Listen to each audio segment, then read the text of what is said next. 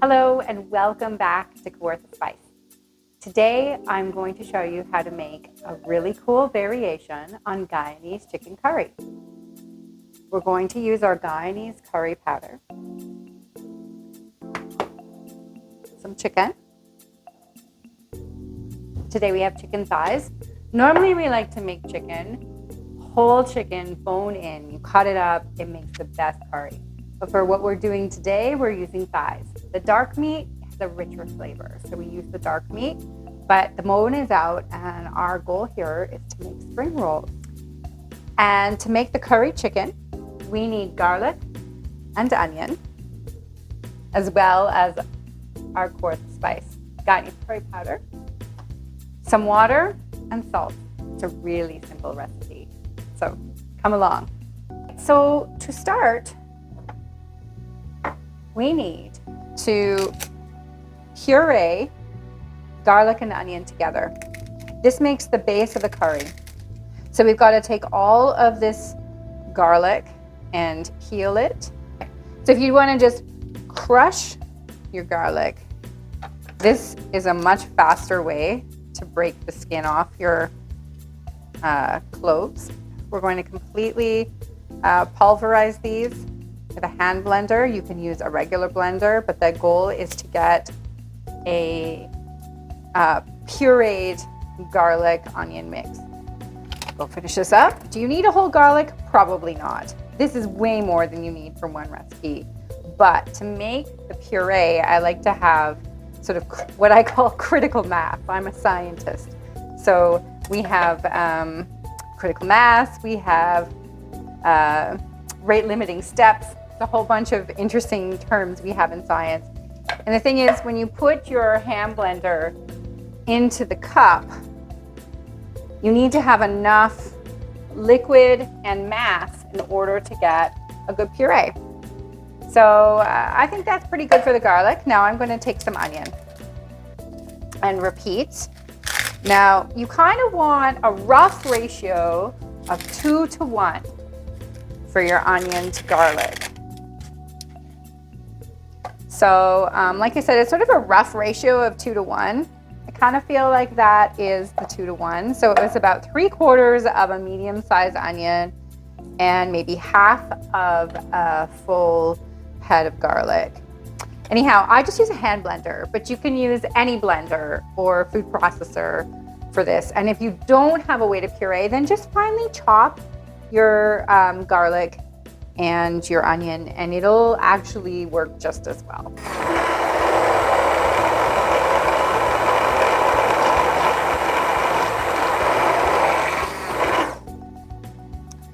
And now you don't need all of this puree. So I often take what I need and then keep the rest. My rule of thumb is 3 tablespoons of this wet puree. But you may find that that makes your curry a little bit too strong or sharp. So you could also adjust to just use 1 or 2 tablespoons. And then you add some oil. And once this starts to sizzle in the pot, that's when you add your curry powder. All right, so here I usually eyeball it again. So I like to put 2 to 3 rounded tablespoons, eyeball it with any tablespoon, and then you mix this puree together to form a paste. And if it's a little bit too dry, then just add a little bit more oil. And experience will help you with this.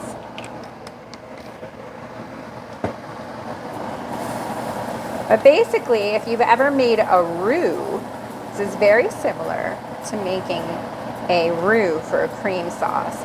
You want to make sure that the heat is on low at this point so you don't burn your roux. All right. And now the next step is I'm going to add a little more oil because I'm about to add my chicken to this dish. So the next step, like I said, is to add the chicken. And to give it just a bit of browning. So maybe you're going to turn your heat up just a little bit now, medium, high.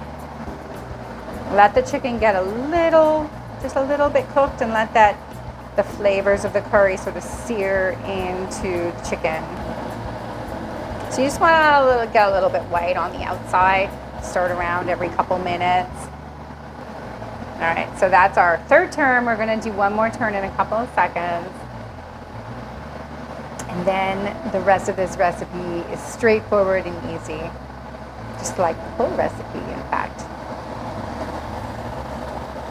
All right, you'll notice that some of the curry powder is sticking to the bottom. Don't worry. We will deglaze this pan. And that extra roasting curry powder on the bottom is going to add even richer caramelized flavor to this recipe. Once you've given it a bit of a sear, you add some water.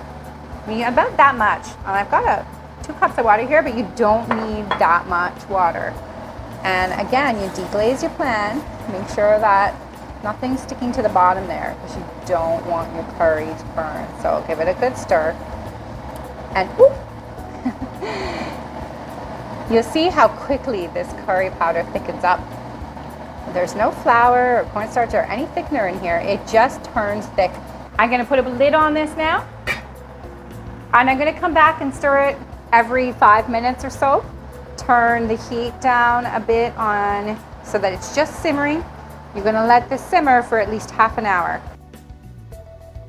So while your curry is simmering down and reducing, it's time to prepare everything you need for the curry chicken spring roll. You need some green onion. You need some rice wrapper and rice noodle. And the tip here is to make sure that your rice wrapper and rice noodle have some tapioca flour in them as well. And then last, you need an egg. So we're going to start today by hydrating the rice noodles. And all you need here is hot tap water.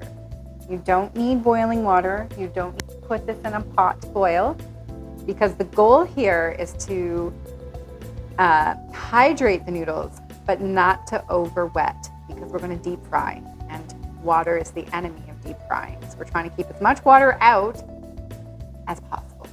So just cover the rice in hot water, the hottest water you can get from your tap, and let it sit for a couple of minutes. In the meantime, while the water is going into the noodles, get yourself 2 tea towels.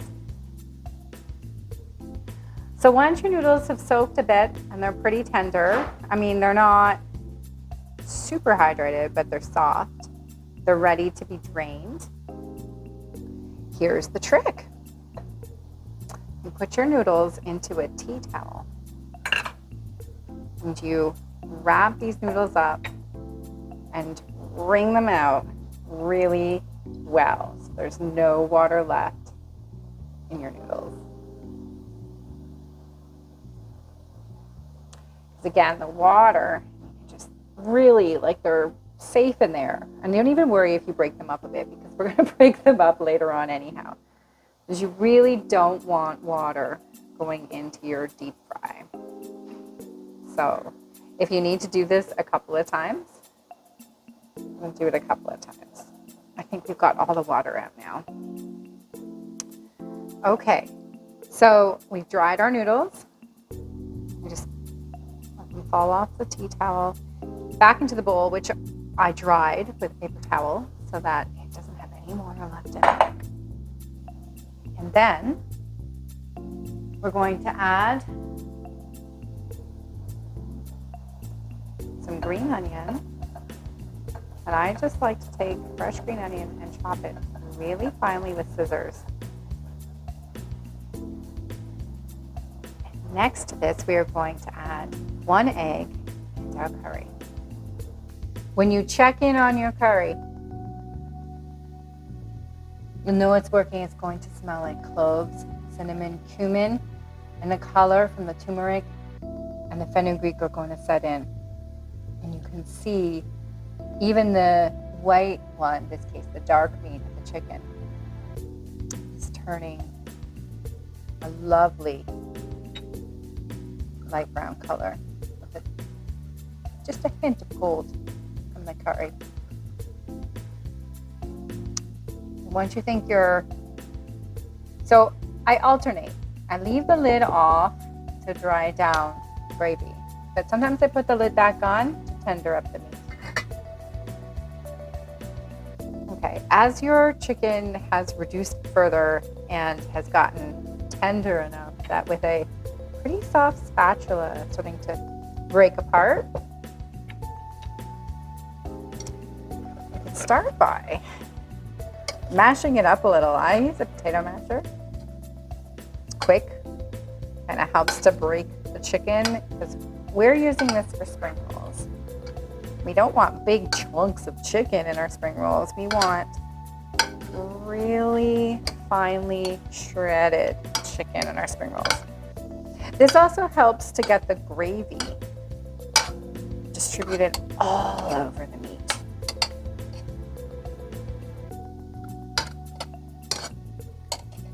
All right. And so just let that reduce a few more minutes. It won't take long now.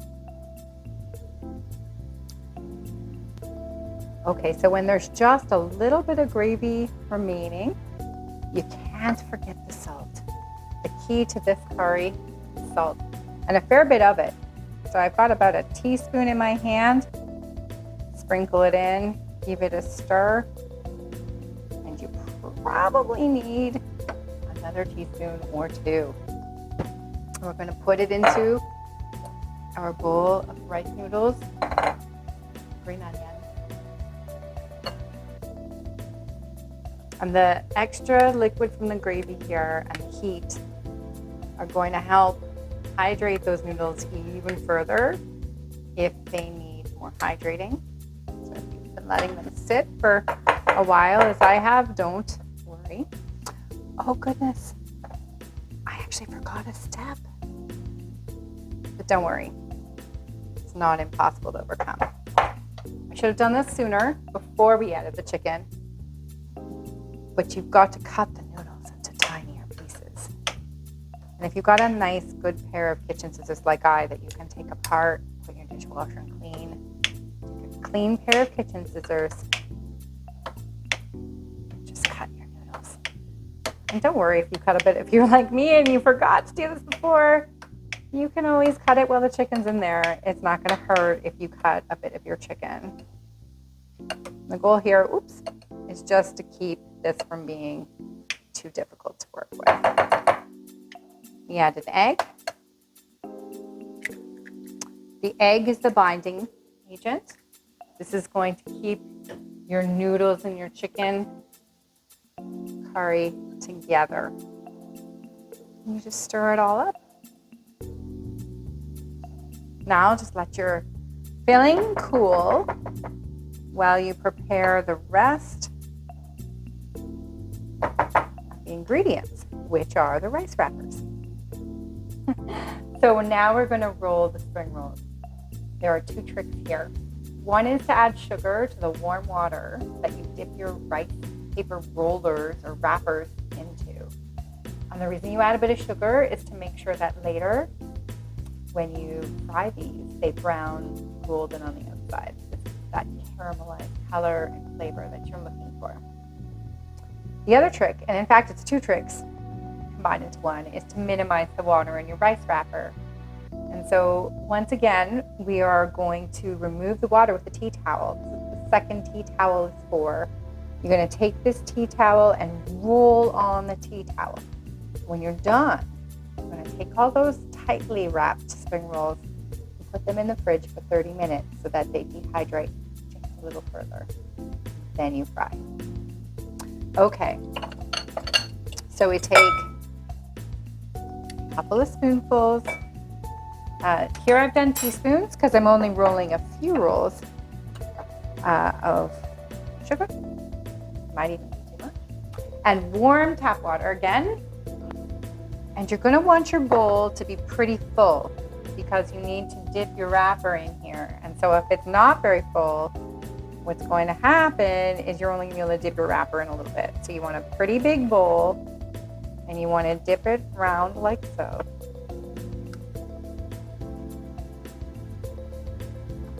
Make sure it's wet. Put put it down on your tea towel.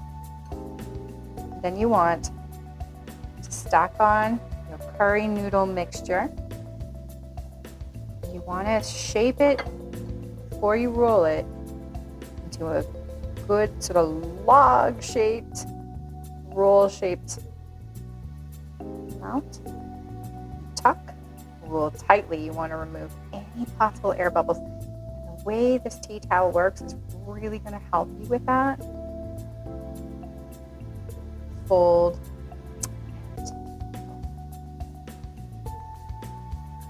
Okay, so now we'll just roll a whole tray's worth. And you can keep the filling and just roll as many as you need on one day and use the filling again another day.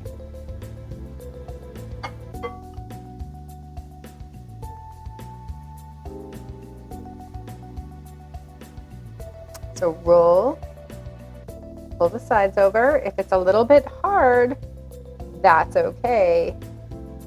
Make sure you've got this nice and tight, no air bubbles. Again, this tea towel is really going to help you to get that really tight roll without any air bubbles that you're looking for.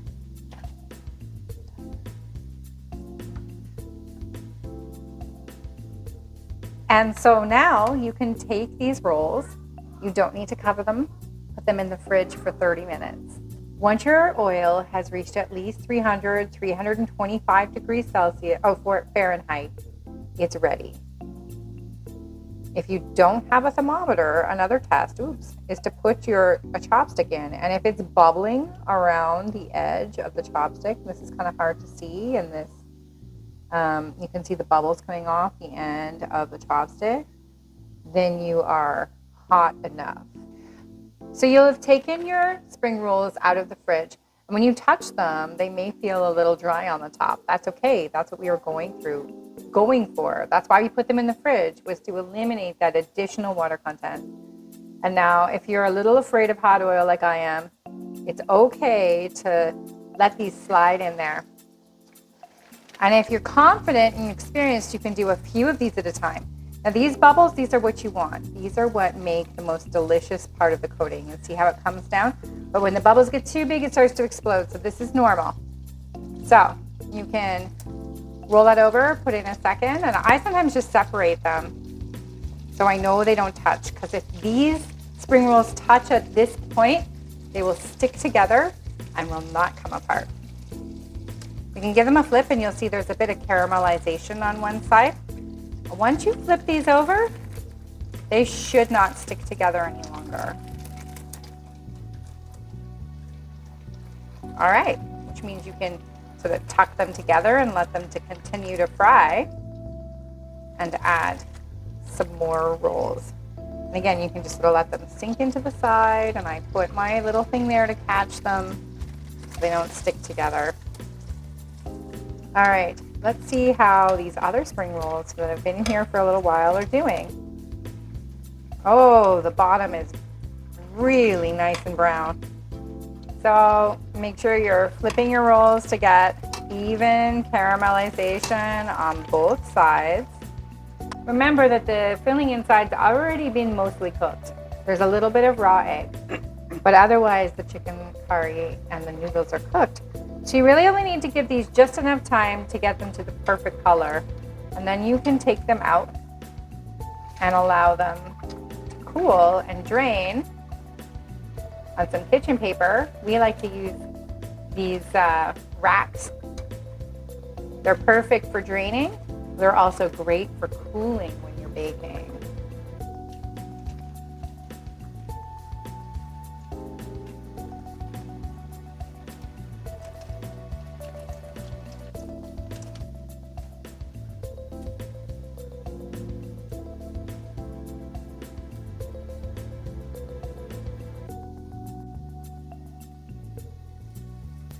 Serve these, you can just cut them open or leave them whole. The beautiful thing about the flavor of this Guyanese curry is the cumin, the cloves, and the cinnamon. You can smell, taste it. Don't forget to like, subscribe, and sign up for notifications, because we're going to make other great recipes and post videos every Thursday. You're not going to want to miss any of them. Serve with a little white wine, Pinot Grigio, and enjoy.